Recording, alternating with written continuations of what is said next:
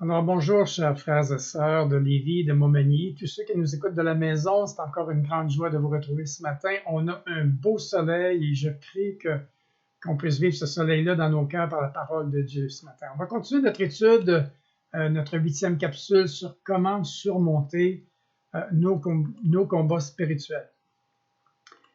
Ce matin, on va traiter j'appelais ça le syndrome du fer.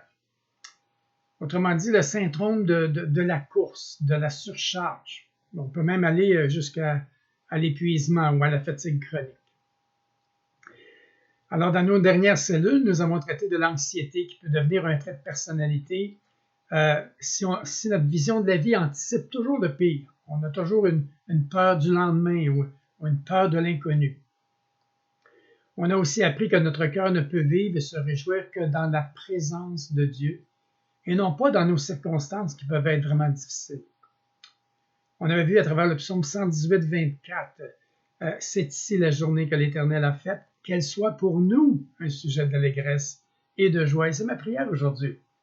Cet aspect du contentement et de la joie, nous devons apprendre à le vivre, chers frères et sœurs.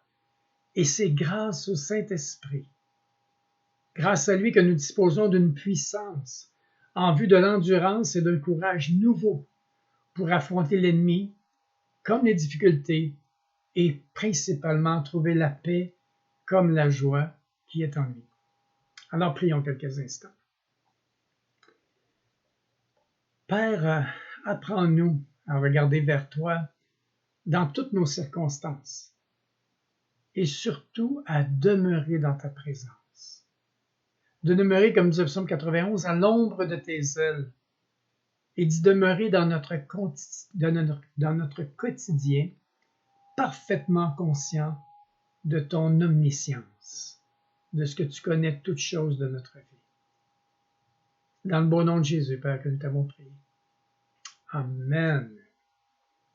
Alors, il y a quelques jours, je vous ai invité à méditer dans Luc 10, les versets 38 à 40. On retrouve deux personnes je pense que tout le monde on a déjà au moins entendu parler, qui est de Marthe et de Marie, qui sont les sœurs de Lazare, que Jésus avait ressuscité. Alors, c'est nous dit dans le texte de la parole de Dieu, comme Jésus était en chemin avec ses disciples, il entra dans un village, et une femme nommée Marthe le reçut dans sa maison. Elle avait une sœur nommée Marie, qui, s'étant assise aux pieds du Seigneur, écoutait sa parole. Marthe, occupée à divers soins domestiques, survint et dit, « Seigneur, cela ne te fait-il rien que ma sœur me laisse seule pour servir? Dis-lui donc de m'aider. » J'ai arrêté là, je continuerai la suite, les quelques versets qui restent un petit peu plus loin. Ici, le syndrome du fer, c'est le syndrome de Marthe. Marthe s'agitait dans la cuisine pour la préparation du repas pendant que Marie était bien confortable au salon et écoutait l'enseignement de Jésus. Lorsque Marthe s'est plainte sans retenue à Jésus de sa sœur qui est oisive, qui est inoccupée, il répliqua avec douceur, mais fermement. Écoutons la réponse de Jésus dans le verset 41-42. « Marthe, Marthe, tu t'inquiètes et tu t'agites pour beaucoup de choses. Seule une chose est nécessaire. Marie a choisi la bonne, qui ne lui sera point ôtée. » Ouf! Vous savez, Marthe, en préparant un repas copieux, pourvoyait à l'accueil du Christ. Ça, c'est de l'hospitalité. À l'accueil de Jésus et de ses disciples. C'était un respect envers Jésus et du soin des affaires de la maison aussi. Mais ici, il y avait quelque chose de répréhensible. Elle s'occupait trop du service, de la suffisance, qu'il y avait suffisamment de choses, de la variété des choses et de l'exactitude, de l'espèce de perfectionnisme des fois qui est là. On veut que tout paraisse bien, que ce soit parfait. Un repas presque parfait, comme à la télévision. Marie, elle, avait choisi d'écouter Jésus, ce qui était plus important que de préparer un festin. C'est ce qu'on voit.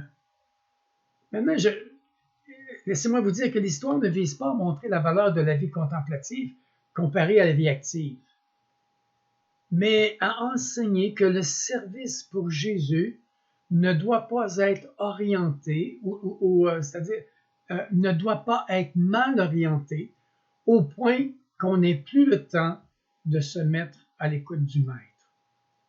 Et c'est un grand danger pour tous ses serviteurs, et même nous tous, ses frères et sœurs, à un moment donné d'être tellement occupés, même à quelque chose de Dieu, qu'on ne prend pas de temps avec le Seigneur.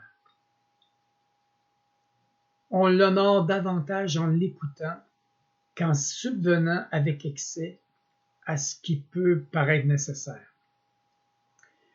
Il y a un texte dans Jean 6 au verset 27 qui nous dit « Travaillez non pour la nourriture qui périt, mais pour celle qui subsiste pour la vie éternelle, et que le Fils de l'homme vous donnera. » Le Fils de l'homme vous donnera. Jésus vous donnera. Car c'est lui que le Père, que Dieu lui-même a marqué de son sceau. La faveur de Dieu est nécessaire à notre bonheur. Le salut de Christ est nécessaire à notre sécurité. Jésus a affirmé que Marie avait choisi la bonne part, car une chose est nécessaire, et cette seule chose, elle l'a faite, c'est de s'abandonner au conseil de Christ. Dans cette interaction, Jésus dit, si d'autres choses peuvent être importantes, en d'autres mots, elles ne sont rien comparées à notre relation avec Jésus. Maintenant, réfléchissons ensemble. Lors de la définition de nos priorités dans la vie, Jésus doit être au sommet de notre liste. Par la suite, remarquez bien dans le texte, tout de suite après le texte de Marthe et Marie, Luc nous amène au chapitre 11, versets 1 à 13. Jésus enseigne à ses disciples comment prier, puis il prie le Notre Père, la prière du Seigneur qu'on a appelée, qui nous montre l'importance d'adorer Dieu et de dépendre de lui pour tout. Alors Jésus pointe dans cette question de relation. Autrement dit, frères et sœurs, vous et moi, on doit avoir des moments au salon souvent. Autrement dit, prendre soin de notre être, plus que de notre faire. Marie, la sœur de Marthe, est l'exemple de quelqu'un qui a réellement compris où se trouve la source de notre bonheur, de notre paix et de notre joie. Quand Jésus arrivait dans leur maison, elle se mit tout de suite à ses pieds, qui est écrit, afin de ne pas manquer un mot de ce qu'il dirait. Elle était passionnée par Jésus. Elle était ravie qu'il rende visite et elle voulait pleinement profiter du temps qu'ils auraient pour être ensemble. Alors Marthe était sensible, Marie, c'est-à-dire était sensible aux relations. Elle porta toute son attention sur Jésus. Sa sœur Marthe, elle, avait passé la journée, on peut imaginer facilement la vie de Marthe, à ranger, à nettoyer, à préparer la nourriture pour que tout soit prêt pour la visite de Jésus et de ses amis. Et je dois vous avouer que je me retrouve facilement, personnellement, dans la peau de Marthe. Je suis un Marthe au masculin, un peu de façon naturelle, et je lutte contre cela d'ailleurs. Et le Seigneur m'aide depuis plusieurs années à être victorieux sur ça. Alors elle s'affairait, Marthe, à préparer le repas, et au bout d'un moment, elle est très contrariée, elle en devient frustrée, puis ça va dire à Jésus. Elle ne dit pas à Marie, elle ne demande pas à Marie, Marie, aide-moi. Elle dit, Maître, pourquoi ne demandes-tu pas à ma soeur de me donner un coup de main? Avec Jésus, elle lui commande, mais passe par Jésus. Elle veut montrer sa frustration à Jésus. Autrement dit, je m'arrête à tout faire, et elle n'offre même pas son aide. J'ose imaginer, c'est pas écrit c'est ce que je dis là, mais j'ose imaginer que Marthe s'attendait probablement à recevoir de la compassion. Et je dirais probablement même de la reconnaissance pour tout ce qu'elle faisait. Sauf que la réponse de Jésus lui a certainement coupé le souffle, si ce n'est pas coupé les jambes. Mes frères et sœurs, il fallait que Marthe l'entende et le comprenne. Et c'est pour nous aussi dans nos vies, si c'est notre cas, si on est des Marthes, il faut entendre et comprendre ce que Jésus est en train de dire. Et le chapeau, moi, me fait vraiment bien. Et comme je vous le disais, je lutte avec cela. Un jour, je lisais dans Luc 12, juste un petit peu plus loin, quelques chapitres, Jean-Luc 12, versets 25 et 26, Jésus dit, d'ailleurs, qui de vous peut, à force de soucis, à force de faire des choses, de prévenir, etc., prolonger son existence, ne fût-ce que de quelques minutes? Si déjà vous n'avez pas de pouvoir sur ces petites choses, pourquoi vous tourmentez-vous pour les autres choses? Laissez-moi vous dire qu'à travers ces mots forts, Dieu me disait ceci. Tu n'es pas capable de profiter de la vie parce que tu veux accomplir trop de choses en trop peu de temps. Tu cours tout le temps, tu es porté à courir et Serge, tu t'épuises. Et je peux vous dire que quand le Seigneur m'a montré cela, ça fait plusieurs années ce que je dis là, je me suis vu exactement comme ma mère. Dieu avait tellement raison. Ma mère était une femme qui courait tout le temps, puis elle n'arrêtait jamais. Mon père était un workaholic et ma mère était une double workaholic, je peux vous dire ça. Mais pour parler de moi, juste un exemple, je me souviens d'une fois où j'avais rencontré, c'est-à-dire des amis, les avais invités spontanément à venir manger chez nous. Alors, en leur disant, mais pourquoi viendrez-vous pas manger à la maison samedi? On pourrait se faire un bon barbecue tout en jasant tranquille sur le patio et apportez vos maillots si vous aimeriez faire une saucette. J'étais très content de leur réponse positive, pensant déjà au bon moment que nous allions avoir ensemble. Sauf que je n'avais pas consulté mon épouse Marlène, qui devait, elle, préparer le repas et nettoyer la maison. C'est sûr que de mon côté, j'allais bien entendu partir la tondeuse, mettre ça propre à l'extérieur, m'assurer il y avait un bien paraître, un accueil à travers tout ça, et que tout ça à la maison et tout soit impeccable.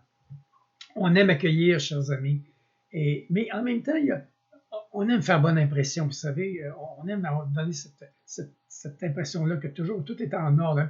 Probablement Marthe était comme ça. C'était une joie pour mon épouse de recevoir ce couple, mais déçue, très déçue de ne pas avoir été consultée, parce qu'elle avait autre chose en tête. Et en fait, elle se sentait fatiguée de sa semaine et trop fatiguée probablement pour répondre à mes attentes là-dessus. Alors, vous savez, en bon mari, ma réaction, chérie, faites-en pas, je vais te donner un gros coup de main. Je vais m'occuper du barbecue, je vais aller faire les achats, puis je vais m'occuper de l'extérieur de la maison. Oups!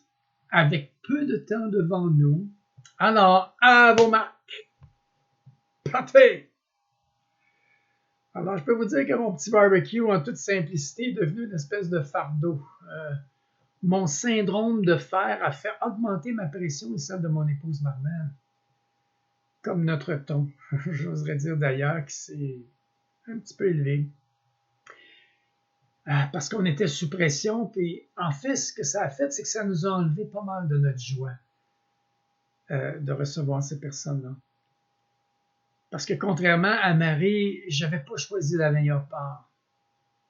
Je n'avais pas pris le temps de considérer l'état de mon épouse, d'en parler avec elle, de voir avec son être, pour avoir son assentiment et y travailler ensemble afin de préparer un bon petit festin d'amitié. Puis d'avoir préparé tout ça dans la prière. C'était un temps de fraternité aussi. Alors, la meilleure part, c'est le être avec Dieu, premièrement, en tant qu'enfant de Dieu. Chers amis, vivons dans le présent. Apprenons à vivre dans le présent. Matthieu 6, 34 nous dit, ne vous inquiétez donc pas du lendemain, car le lendemain aura soin de lui-même. À chaque jour suffit sa peine. Voilà donc notre sécurité sociale. Dieu. Notre relation avec Dieu. Notre responsabilité, c'est de vivre pour le Seigneur en ayant cette confiance inébranlable que Dieu pourvoira nos besoins futurs. On est convié à vivre un jour à la fois. Notre aptitude à apprécier le moment présent au lieu de le cacher en s'inquiétant. Et tout ça, c'est lié au choix que nous faisons dans notre quotidien, un jour à la fois. Au jour le jour. Vous savez, et je parle en connaissance de cause, à se préoccuper du lendemain, on finit par manquer notre aujourd'hui. Rappelons-nous la définition de l'anxiété. On disait que c'était une détresse concernant les incertitudes du futur. Chers frères et sœurs, Dieu veut que nous soyons des gens qui vivent dans le maintenant. Pensez à Hébreux 4 au verset 7 qui nous dit « Aujourd'hui, si vous entendez sa voix, n'endurcissez pas vos cœurs. » Ou dans 2 Corinthiens 6 au verset 2, « Voici maintenant le jour du salut. » Voici maintenant, dans le maintenant, le jour du salut. Bien souvent, nous passons bien trop de temps à réfléchir au passé ou à anticiper le futur. Je peux vous dire que pour moi, c'était vraiment une tendance et je vous avoue que c'est une lutte même. Pour vous donner un exemple, pendant que je me préparais le matin, que je me faisais la barbe, me brossais les dents, je pensais déjà à la prochaine chose qui était prévue à mon agenda. Je n'étais pas concentré sur ce que je faisais, je suis concentré sur ce que j'allais faire ou devoir faire. J'étais déjà à troisième vitesse, je peux vous dire ça, le syndrome de ma mère. Ma mère, vous savez, elle n'a jamais fait de course à pied, mais elle courait tout le temps dans sa tête et je peux vous dire que son intestin et son estomac lui criaient régulièrement. Et même sans m'en rendre compte que j'étais pareil, je suis devenu pareil à ma mère et mon estomac a été une période de ma vie, mon estomac était tendu. Lorsque nous ne vivons pas le moment présent, on est enclin à l'anxiété. C'est automatique, ça. Et je vais vous revenir sur les premiers versets que je vous avais cités dans cette étude. Philippiens 4, versets 4 à 7, qui nous dit « Réjouissez-vous toujours dans le Seigneur. » Je le répète, réjouissez-vous. Paul nous dit ça et Paul a écrit ça, il est en prison. Que votre douceur, il ne dit pas que votre anxiété soit connue de tous les hommes, il dit que votre douceur, que votre tranquillité émotionnelle soit connue de tous les hommes. Le Seigneur est proche. Autrement dit, soyez prêts à son retour. Ne vous inquiétez de rien. Paul dit, ne vous inquiétez de rien, mais en toutes choses, faites connaître vos besoins à Dieu, en toutes choses, par des prières et des supplications, avec des actions de grâce. Et voici le résultat. La paix de Dieu qui surpasse toute intelligence gardera vos cœurs et vos pensées en Jésus-Christ. Pour vous donner un exemple, j'arrosais mon jardin le matin, je recule de quand même longtemps, bon, je me rappelais tout à coup que je n'avais pas envoyé un courriel important. C'est un exemple d'une petite tranche de vie là, ici. Ma réaction, je peux vous dire, c'était, je lâchais la hausse, je fermais la hausse, je courais tout de suite à mon ordinateur pour le faire, puis je laissais l'arrosage de moitié fait. En même temps, en écrivant le courriel, une autre pensée venait me traverser le génie. Hey, je devrais peut-être partir tout de suite pour avoir le temps d'aller chez Canac en chemin pour le bureau, pour acheter de la peinture, pour commencer le travail de peinture en revenant de travailler ce soir. Ça allait me faire gagner du temps.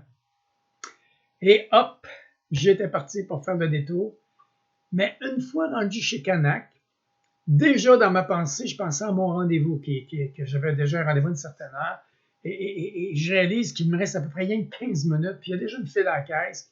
Et là, au milieu de mon agitation, je commençais à devenir anxieux. Voyez-vous le cercle vicieux?